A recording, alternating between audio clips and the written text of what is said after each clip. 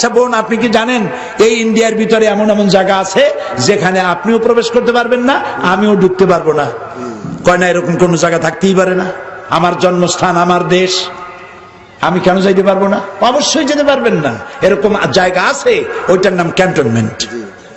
এই ক্যান্টনমেন্টে ঢুকতে পারবে ওরা যারা দেশ এবং জাতির জন্য যে কোনো মুহূর্তে জান দিতে পারে, মাল দিতে পারে, রক্ত দিতে পারে, জীবনটা অকাতরে বিলীন করে দিতে পারে।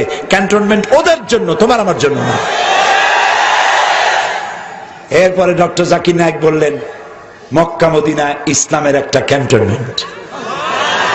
এই ক্যান্টনমেন্টে ওই সব লোকেরাই যায় যারা ইসলামের জন্য জান দিতে পারে, মাল দিতে পারে, রক্ত দিতে পারে। তাদের জন্যই এই ক্যান্টনমেন্টে প্রবেশের অধিকার আছে। বোন, আপনিও যেতে পারবেন।